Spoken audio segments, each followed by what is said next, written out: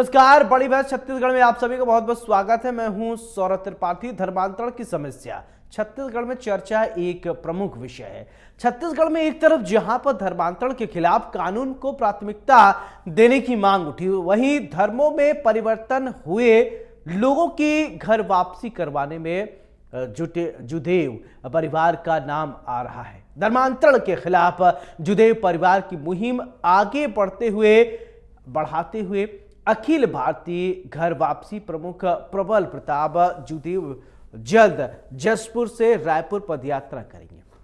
प्रबल प्रताप जुदेव ने धर्मांतरण को लेकर एक बड़ी समस्या इसे करार दिया है। उप मुख्यमंत्री अरुण साव का कहना है कि सरकार राज्य की आवश्यकताओं को ध्यान में रखकर काम कर रही है। धर्मांतरण एक चिंता का विषय है। सरकार जल्द एक ठोस कदम उठाने वाली है। धर्मांतरण के लिए कानून का उपयोग पहले से हो रहा है। आने वाले समय में मजबूती से कानून बने, सरकार प्रयास कर रही है। कांग्रेस के पूर्व प्रदेश अध्यक्ष धनेंद्र साहू ने कहा है कि बीजेपी हिंदू धर्मांतरण मंदिर का मुद्दा उठाती है, जो मौलिक जरूरत नहीं है, ये इनका वोट बैंक का हिस्सा है। आज इसी मुद्दे पर विस्तार से हम चर्चा करेंगे। चर्चा के लिए कुछ खास मेहमान जुड़ेंगे और उससे पहले हमारे साथ हम चर्चा करेंगे। और धर्मांतरण का ये जो मुद्दा है, इस मुद्दे को लेकर समय समय पर सवाल उठते रहे हैं कि अब सोचिए, क्या किसी को प्रलोभन देकर धर्मांतरण कराया जाता है? क्या किसी की मजबूरी का फायदा उठाकर धर्मांतरण कराया जाता है? क्या अपने समुदाय को मजबूत बनाने के लिए धर्मांतरण कराया जाता है? सवाल कई गंभीर हैं। इतने कड़े कानून होने के बाद भी धर्मांतरण धड़ल्ले से हो रहे हैं। सिर्फ मध्य प्रदेश छत्तीसगढ़ में नहीं, देश के अलग अलग राज्यों से अलग अलग कोने से खबरें आती हैं। कभी ईसाई मिशनरी के लोग होते हैं, कभी एक समुदाय विशेष में लोग धर्म परिवर्तित करते हैं, किसी को लालच देकर, किसी को प्रलोभन देकर, बरगलाकर। ज्यादातर टारगेट किनको किया जाता है? जहां पर अशिक्षा है। देखिए, धर्म परिवर्तित करना ये आपकी स्वतंत्र आजादी है, लेकिन यहां पर कानून तब हो जाता है जब आप जबरदस्ती धर्म परिवर्तित कराते हैं। अगर कोई व्यक्ति स्वेच्छा से धर्म परिवर्तन करना चाहता है तो वो जिले के डीएम को पहले इसके विषय में जानकारी देता है, लिखित आवेदन देता है। अगर वो भी इच्छा से, अगर किसी प्रकार की जोर जबरदस्ती है तो धर्म परिवर्तन नहीं होता है। अब कुछ ऐसे लोग हैं, किसी को लालच देकर, प्रलोभन देकर, पैसा देकर ये बातें हैं और उसको धर्म परिवर्तित कराते हैं। किसी हिंदू को मुसलमान बना देंगे, मुसलमान को हिंदू बना देंगे। ये चीजें सामाजिक ताने बाने के लिए ठीक नहीं है। ये चीजें समाज को एक अलग दिशा देती है। बहरहाल हमारे साथ एक पैनल खास जुड़ रहा है। सबसे पहले परिचय करवाते हैं, फिर इसके बाद चर्चा की शुरुआत करते हैं, समझते हैं। गोपाल सामंतो जी हमारे साथ बीजेपी के प्रवक्ता हैं, बहुत बहुत स्वागत है। रुपेश दुबे जी हमारे साथ कांग्रेस के प्रवक्ता हैं, बहुत बहुत स्वागत है। चर्चा की शुरुआत गोपाल जी मैं आपसे ही करना चाहता हूं। ये धर्म परिवर्तन का खेल एक नासूर की तरह हमारे समाज में है। कुछ लोग हैं, भोली भाली जनता को बरगलाते हैं, धर्म परिवर्तन करा देते हैं। इतने कड़े कानून होने के बाद भी ऐसे लोग मान नहीं रहे। अब क्या कहेंगे? पहले तो आपको नववर्ष की शुभकामनाएं और आपके सभी दर्शकों को नववर्ष की शुभकामनाएं। आपको भी गोपाल जी। देखिए, पहला प्रश्न ये है कि कानून है कहां? आपको आश्चर्य होगा कि हम धर्मांतरण पे बात कर रहे हैं, पर धर्मांतरण को दबे छुपे तौर पर सपोर्ट करना और धर्मांतरण के खिलाफ बोलने वालों की जुबान बंद करना, ये काम इस देश में किसने किया? ये काम इस देश में कांग्रेस ने किया। और इसका मैं जीता जागता सबूत आपको इसी डिबेट में देता हूं।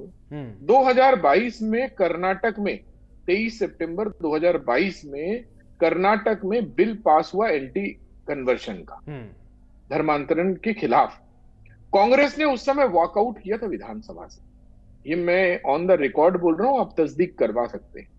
और जिस दिन कांग्रेस की सरकार कर्नाटक में बनी, 7 दिन के अंदर उस बिल को क्वाश किया गया।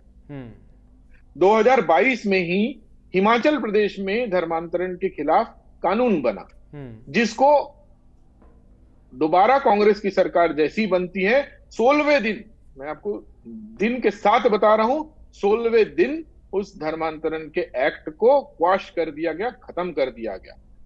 हमारे साथ जो कांग्रेस के प्रवक्ता है वो भी वकील है, वो इस बात को तस्दीक कर सकते हैं। आज मध्य प्रदेश में धर्मांतरण को लेकर कानून है तो वहां सरकार किसकी है? भारतीय जनता पार्टी। गुजरात में 2003 में कानून बना, किसने लाया? भारतीय जनता पार्टी ने लाया। उत्तर प्रदेश में कानून है, किसने लाया? भारतीय जनता पार्टी की सरकार ने लाया। असम में किसने लाया? भारतीय जनता पार्टी की सरकार ने लाया। और हरियाणा में किसकी सरकार ने ली? भारतीय जनता पार्टी की सरकार ने लाई। तो मैं तो ये कहना चाहता हूं, ये डिबेट में हिस्सा ही कैसे लेंगे? इनके मन में तो चिंता ही नहीं है। और मैं सारे प्रदेशों से दिगर मैं अपने प्रदेश में बात करता हूं। 2005 में धर्मांतरण को लेकर कानून हमारे विधानसभा में पारित किया गया, छत्तीसगढ़ के विधानसभा में, और तत्कालीन कांग्रेस की सरकार, केंद्र में सरकार थी कांग्रेस की। सवाल ये कि धर्मांतरण हो क्यों रहा है? ये तो ठीक है, आप कानून ला रहे हैं, हो क्यों रहा है? कैसे लोगों को कैसे परगला दिया जा रहा है, कैसे लोगों का ब्रेन वॉश कर दिया जा रहा है, इसको लेकर कुछ बोलिए। राजनीतिक साजिश है ये बिल्कुल। मैं इसलिए आपको कांग्रेस का नाम ले रहा हूं क्योंकि सोची समझी राजनीतिक साजिश है। अगर विदेशों से पैसा आ रहा है और उस पैसे के माध्यम से अगर धर्मांतरण हो रहा था इतने सालों तक, तो विदेश का पैसा क्यों नहीं रोका गया? अगर धर्मांतरण को लेकर इतनी चिंता थी इस समाज में, तो भी कानून क्यों नहीं पास किया गया? अगर धर्मांतरण को लेकर इतना बड़ा विषय इतने सालों से चल रहा है, तो चलिए ठीक है। रुपेश दुबे जी हमारे साथ हैं। आपने बताया जैसा कि एडवोकेट भी हैं रुपेश दुबे जी, और वो कानून को बेहतर समझते हैं। रुपेश जी, आखिरकार धर्मांतरण हो क्यों रहा है, क्या वजह है? अब जैसा कि अभी गोपाल जी कह रहे थे, कानून कांग्रेस की इसकी महती भूमिका है। कांग्रेस कभी ये चाहती नहीं थी कि धर्मांतरण रुक जाए, ऐसा क्यों आप लोग ऐसा नहीं चाहते हैं? त्रिपाठी जी, सर्वप्रथम आपको नववर्ष की हार्दिक बधाई शुभकामनाएं। गोपाल भाई को नववर्ष की हार्दिक बधाई शुभकामनाएं, और सभी दर्शकों को नववर्ष की हार्दिक बधाई शुभकामनाएं। देखिए, धर्मांतरण के संबंध में छत्तीसगढ़ के उप मुख्यमंत्री अरुण साव जी का वक्तव्य देखिए आप, कि छत्तीसगढ़ में राज्य में सरकार आवश्यकताओं को देख करके काम कर रही है। धर्मांतरण चिंता का विषय है। बड़ी अजीब विडंबना है, जिस प्रदेश का कानून मंत्री मात्र चिंता के विषय बता करके अपने कर्तव्यों से विमुख हो जाए, और 2006 में जिस प्रकार की बातें कर रहे थे, 2006 के बाद आज वर्तमान समय में 2009-2014 से भाजपा की सरकार है। आप देखेंगे जिस प्रकार से 10 वर्ष से भाजपा की सरकार केंद्र में, यदि धर्मांतरण का कानून अटका हुआ है राष्ट्रपति भवन में, तो क्या नैतिक दायित्व तो नहीं बनता भाजपा के लोगों को, भाजपा के छत्तीसगढ़ के नेताओं का, कि वे इस बारे में नरेंद्र मोदी जी से निवेदन करें और राष्ट्रपति जी के यहाँ जो धर्मांतरण कानून अटका है उसको पास करा ले? देखिए, नीति और नियत दोनों भाजपा का इस विषय पे कहीं स्पष्ट नहीं है। और मात्र देखिए, जिस प्रकार से कानून बनाने की बात गोपाल भाई कर रहे थे, छत्तीसगढ़ में जब कानून बनाया गया, मात्र 3 साल का सजा और 20,000 रुपए जुर्माना, इसका प्रावधान रखा गया था। इतने धर्मांतरण पे इतना चिंता दिखाने वाली भाजपा, धर्म के नाम पे राजनीति करने वाली भाजपा, और पूरे ये धर्मांतरण किसी एक राज्य का चिंता नहीं है, ये पूरे देश की चिंता का विषय है। पूरे देश में कानून बनाने का विषय है, लेकिन केंद्र सरकार इस पर हाथ पे हाथ धरे बैठी है। और भारतीय संविधान में तो संविधान अनुच्छेद 25 से लेकर के 28 तक धर्म को स्वीकार करने की स्वतंत्रता है। लेकिन यदि कोई प्रलोभन दिया जाता है, तो प्रलोभन देने वाले पर और प्रलोभन लेकर के जो धर्मांतरण करता है और जो कराता है, दोनों पे कानून के अंतर में कार्रवाई होनी चाहिए। लेकिन छत्तीसगढ़ में जिस प्रकार से प्रबल प्रताप जुदेव जी पदयात्रा करने की बात किए हैं, वो छत्तीसगढ़ की 1 वर्षीय भाजपा सरकार को आईना दिखाने के बराबर है। और जिस प्रकार एक बात, बड़ी प्रैक्टिकल बात मैं आपसे पूछना चाहता हूं। देखिए, कोई किसी भी धर्म को हो, संप्रदाय को हो, है तो वो भारतीय, लेकिन क्या ये नहीं है कि हम विकास पर बात करें, हम शिक्षा पर बात करें, हम हॉस्पिटैलिटी पे बात करें, हम डेवलपमेंट की बात करें, लेकिन घूम फिर के जो बातें धर्म पर आ जाती हैं, ठीक है, वो चाहे वो हिंदू धर्म को मानता हो, मुस्लिम धर्म को मानता हो, ईसाई धर्म को मानता हो, वो माने, लेकिन मूलभूत सुविधाएं हैं, देश का डेवलपमेंट हो, यही सब सोच लेकर हम सभी जो है, आ रहा हूं आपके पास, आ रहा हूं मैं गोपाल जी, मैं आपके पास आ रहा हूं। आपको नहीं लगता कि हम यही सब सोच लेकर हम विकसित भारत बन पाएंगे? नहीं, जीवन भर हम लोग खाली धर्म कर्म इसी में लग जाएंगे और कभी भारत विकसित होगा नहीं। ये सपना सिर्फ कोरी सपना ही रह जाएगा। मानते हैं ऐसा होगा क्या? निश्चित रूप से त्रिपाठी जी, भाजपा की सरकार सिर्फ डेवलपमेंट के नाम पर सड़क सड़क बना करके, पुल पुलिया बना करके डेवलपमेंट दिखाना चाहती है। और तो और जिस प्रकार से ग्रामीण अर्थव्यवस्था, भारत देश गांव में बसता है, न तो इनके पास ग्रामीण अर्थव्यवस्था को मजबूत करने की कोई कार्य योजना है, युवाओं को रोजगार देने की इनके पास कहीं सोच नहीं है। ऐसी स्थिति में निश्चित रूप से जब जहां गरीबी का आतंक फैलता है, गरीबी के आगोश में जब जनता उसके आगोश में जब समाती है, तो अपने आप को कहीं ना कहीं सुख सुविधाओं के लिए किसी के लालच में, बहकावे में आकर के धर्मांतरण की बातें सामने आती है।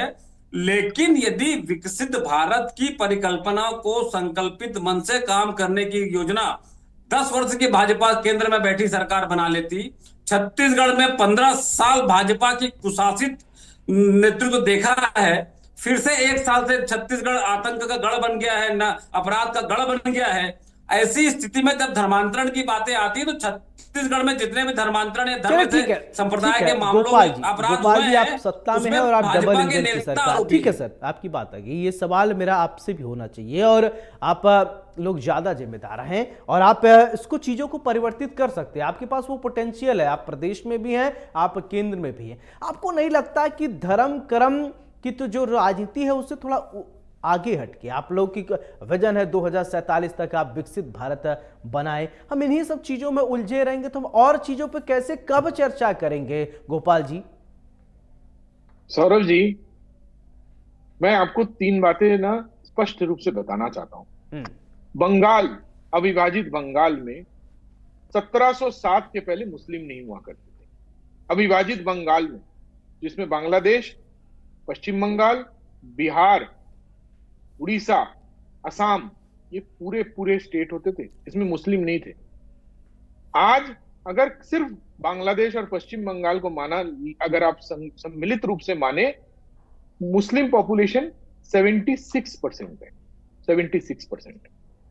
24% हिंदू पॉपुलेशन बच गया है सिर्फ 200 वर्ष में, 200 सवा 200 वर्ष में। तो आप इसको क्या डेमोग्राफिक प्रॉब्लम नहीं समझते? ये बहुत बड़ा डेमोग्राफिक प्रॉब्लम है।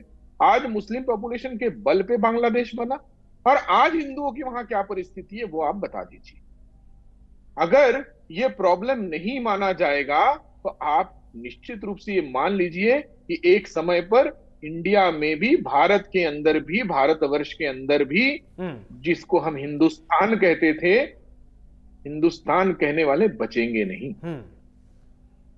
दूसरी बात मैं आता हूं, अभी रुपेश जी बोल रहे थे कि हम धर्मांतरण को लेकर कांग्रेस का पक्ष क्लियर करिए ना। क्यों कांग्रेस के सरकार बनते के साथ 7वें दिन और 16वें दिन में धर्मांतरण का कानून को क्वैश किया जाता है? क्यों क्वैश किया जाता है? और आप बोलते प्रलोभन के बल पे धर्मांतरण हुआ। भाई 60 वर्षों तक के सारे सरकारें आपकी थी, चाहे वो राज्य सरकार हो और चाहे केंद्र सरकार हो। अगर आपने स्वास्थ्य व्यवस्थाएं नहीं दे पाई तो आपका फेलियर था। आपने अगर शिक्षा की व्यवस्था नहीं दे पाई, जिस कारण प्रलोभन से कारण मिशनरियों का मिशन सक्सेसफुल हो पाया, तो वो कांग्रेस की नाकामी थी। आप अगर कानून नहीं दे पाए, आपने कानून कब बनाया? 1968 का कानून चला रहे हैं आज 2024 में, 2025 में।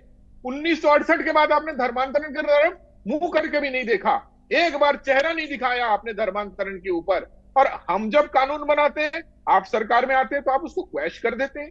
किस हिसाब से आपने क्वैश किया? कर्नाटक में किसने मांग की?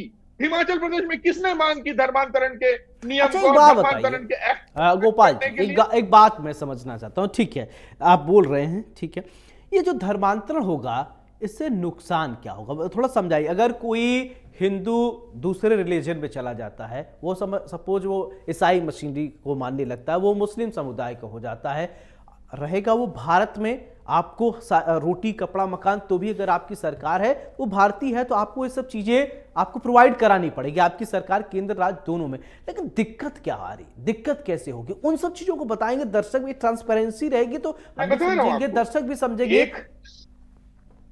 एक बहुत अच्छा, एक बहुत डेवलप्ड नेशन है इटली। इटली ने मुस्लिम पॉपुलेशन के लिए, इटली में नियम हो गया है बीच में कि जो भी आएंगे, अगर 5 करोड़ रुपए कोई इन्वेस्ट करता है तो उसे सिटीजनशिप दिया जाएगा। इटली में मुस्लिम पॉपुलेशन बढ़ी, क्रिश्चियन पॉपुलेशन कम हुआ। इस कारण आज इटली में यह हालत है कि चर्च को बंद करने की मांग हो रही है। आप जो बोल रहे हैं, देखिए राजनीतिक परिप्रेक्ष्य में या एडमिनिस्ट्रेटिव परिप्रेक्ष्य में डेमोग्राफिक चेंज बहुत बड़ा असर डालता है। आप अगर राजनीतिक रूप से सोचें या एडमिनिस्ट्रेटिव रूप से सोचें, किसी भी एक पॉपुलेशन का बढ़ना ये जो और असर दूसरे है ये population गोपाल का जी, कम ये असर होना, वोट बैंक पे ही डालता है ना कि बीजेपी का वोट देखा। बैंक अलग अपना सेट है, कांग्रेस का वोट बैंक अलग है, वोट बैंक पे ही बिल्कुल, इफेक्ट बिल्कुल। करता है ना। आप बांग्लादेश की न्यूज देखे होंगे, वहां कौन सी वोट बैंक की राजनीति चल रही है? क्या हमारे सनातनी भाइयों को सरे राह फांसी पे लटका दिया जा रहा है, 2 टुकड़ों में बांट दिया जा रहा है, तो वो कौन सी वोट की राजनीति हो रही है? कैसा वोट की राजनीति हो रही है? जम्मू कश्मीर में जो पीओके है, वहां सालों से गिलगिट बल्तिस्तान बलूचिस्तान में हिंदू धर्म के लोग रहते हैं, सनातनी रहते हैं, और वहां के जो प्रॉपर कश्मीरी हैं वो भी तो मांग कर रहे हैं ना कि पाकिस्तान से अलग कर दिया जाए। तो उनके मांग को कांग्रेस कभी क्यों समर्थित नहीं की? वहां पे क्यों सेक्युलर बनने की जरूरत थी? मुझे एक स्टेप बता दीजिए इस सेक्युलरवाद में, कांग्रेस के झूठे सेक्युलरवाद में, जहां सनातनियों की बात रखी गई, जहां सनातनियों के साथ समूचा न्याय किया गया। रुपेश दुबे जहां आप, और एक चीज, एक चीज और रुपेश जी ने बोला कि आदरणीय प्रबल जुदेव जी का जो पद यात्रा है वो हमारी सरकार को आईना, बिल्कुल नहीं। ये भ्रम मत फैलाइए रुपेश। एक मिनट रुपेश जी, ये भ्रम मत फैलाइए, क्योंकि वो जो पद यात्रा कर रहे हैं वो घर वापसी के लिए, जो धर्मांतरित हो चुके हैं उनका हिंदू धर्म में, सनातन धर्म में वापस लाने का कवायद चल रही है। आप इसको थोड़ा क्लियर रुपेश जी, एक जो आरोप लगते हैं कांग्रेस पे कि कांग्रेस जो वो सनातन विरोधी है, क्या सनातन से वास्तव में कांग्रेस को कोई प्रॉब्लम है क्या? अगर सनातन हमारा बहुत बहुत सदियों से, न जाने कब से ये धर्म है, कोई इसका बता नहीं सकता, 5000 साल हो गए महाभारत हुए, उससे पहले भी से ये सनातन धर्म चले आ रहा है, युगांतर से चला आ रहा है। तो क्या वास्तव में आपको लगता है कि सनातन का विरोध करके या सनातन के पैरामीटर से अलग हट के कांग्रेस जो राजनीति कर रही है, लोग कांग्रेस को स्वीकारेंगे? सौरभ जी, जैसे कि आपने बताया, सनातन धर्म पुरातन काल से चला आ रहा है, सनातन धर्म मजबूत था, मजबूत है और मजबूत रहेगा। मात्र सनातन विरोधी कांग्रेस है, ये भाजपा की कुत्सित मानसिकता का जो फैलाया गया भ्रमजाल है। आप देखेंगे छत्तीसगढ़ के उप मुख्यमंत्री विजय शर्मा जी धर्मांतरण की कानून में बड़ी बड़ी बातें करते हैं, गवाहों को पहचान को गुप्त रखने के लिए अधिकार होगा। अरे भाई, भारत देश के कानून में आज भी चालान जो होते हैं, न्यायालय में प्रस्तुत होते हैं, उसमें गवाह का नाम, पिताजी का नाम, उसका पता, अब तो मोबाइल नंबर भी लिखा रहता है। ऐसी स्थिति में किस दिशा में अंधकार मैंने इनकी मानसिकता है, कानून बनाने की मंशा नहीं है। और बार बार जिस प्रकार से गोपाल भाई बात करते, बांग्लादेश की बात कर रहे हैं, तो हमारे पास तो विश्व गुरु हैं नरेंद्र मोदी जी, उन्होंने बांग्लादेश के हिंदुओं के लिए कितने बातें उठाई, विश्व मंच पर हिंदुओं के सुरक्षा के लिए क्या बातें उठाई। मात्र अवसरवाद की राजनीति करने से सत्ता का लाभ लेना कदापि उचित नहीं है। और बार बार ये बताते हैं कि पहचान बताए बिना, जैसे उप मुख्यमंत्री जी ने कहा, पहचान बताए बिना जो छत्तीसगढ़ में रह रहे हैं उनको उनके राज्य भेजा गया है। अरे भाई, जिसकी पहचान नहीं है उसको आपने किस राज्य में उसको पहचान बता करके भेज दी है? पूरी छत्तीसगढ़ की जो राजनीति है, छत्तीसगढ़ की भाजपा सरकार है, भ्रमजाल में है, अंधकार से ओतप्रोत है। ऐसी स्थिति में छत्तीसगढ़ में कानून के बारे में, और रही बात धर्मांतरण कानून की, तो छत्तीसगढ़ की सरकार यह कहती है कि मध्य प्रदेश और उत्तर प्रदेश के जो धर्मांतरण कानून है उसका अध्ययन किया जाएगा। यह शाश्वत सत्य है, पराधीन सपने सुख नहीं। दूसरों के अध्ययन से, अध्यापन से हमको सुख नहीं मिलेगा। छत्तीसगढ़ में कानून बनाना है तो मजबूत कानून बनाइए जिसका अनुसरण अन्य राज्य करे। और चूंकि धर्मांतरण राज्य का मामला नहीं है, धर्मांतरण पूरे देश का मामला है, गोपाल जी, तो भारत देश जुदेव परिवार चाहिए धर्मांतरण पे कानून बनाए। आपकी बात है, जुदेव परिवार जो ये घर वापसी करा रही है, और घर वापसी को कैसे आप देखते हैं, इस पर एक छोटा सा फाइनल कमेंट दीजिए। देखिए, आदरणीय कुंवर साहब दिलीप जुदेव जी भी घर वापसी के कार्यक्रम को बहुत सालों से चलाए। आज उनके सुपुत्र आदरणीय प्रबल जी इस अभियान को आगे बढ़ा रहे हैं। निश्चित रूप से अगर किसी भाई को, हमारे किसी सनातनी भाई को प्रलोभन से या दुष्प्रेरित रूप से या डर के माध्यम से अगर धर्मांतरित किया गया है, तो उन्हें घर वापसी हमारे सनातनी धर्म में वापस लाया जा रहा है। इसका स्वागत होना चाहिए। और कांग्रेस को अगर कुछ बोलना है, एक भी लाइन बोलना है, तो उनसे पहले पूछिए हिमाचल और कर्नाटक में धर्मांतरण के कानून को पास क्यों किए। चलिए, बहुत बहुत शुक्रिया आप दोनों का हमारे साथ जुड़ने के लिए, बड़ी बहस में चर्चा करने के लिए। तो जुदेव परिवार जो है वो धर्म परिवर्तन जो लोग कर चुके हैं, घर वापसी करा रहा है। अब घर वापसी यानी कोई व्यक्ति क्यों धर्म परिवर्तन कर रहा है, क्यों किसी को प्रलोभन देकर दूसरे धर्म में बुलाया जा रहा है, अगर कोई प्रलोभन दे रहा है तो कोई मान क्यों रहा है, इन सब विषयों पर बात भी होनी चाहिए। क्या धर्म कर्म को लेकर इसलिए चर्चा की जाती है कि ये पर्टिकुलर धर्म के लोग पर्टिकुलर पार्टी के वोट बैंक है, इस वोट बैंक से निकलकर लोगों के लिए भी क्या कभी बात होगी क्या, रोटी कपड़ा मकान इन, और इसके बाद विकास की बात होगी क्या? कब तक हम धर्म कर्म के पर ही इर्द गिर्द इसकी धुरी पर घूमते रहेंगे? इस तरीके से हम 2047 तक क्या विकसित भारत बनेंगे? इस पर सोचिएगा, मंथन कीजिएगा, चिंतन कीजिएगा, क्योंकि हमारे देश की अस्मिता, हमारे देश के गौरव का विषय है। और इसीलिए हम कहते हैं वसुधैव कुटुंबकम। हम क्यों कहते हैं ये भी आप सोचिएगा। बड़ी बहस में मेरे साथ फिलहाल इतना ही। नमस्कार।